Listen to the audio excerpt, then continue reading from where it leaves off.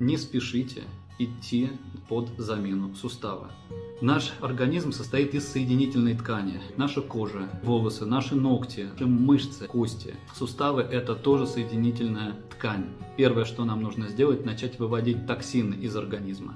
Нужно почистить себя от паразитов, от грибов.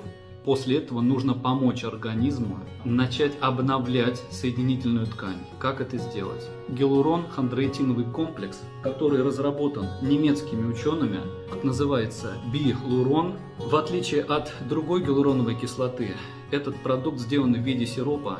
Он проходит сквозь желудок и не разлагается. Имеет кумулятивный накопительный эффект. Восстанавливается кожа, восстанавливаются связки, они становятся более эластичными. Начинает нарастать хрящи. В большинстве случаев уйти от замены суставов.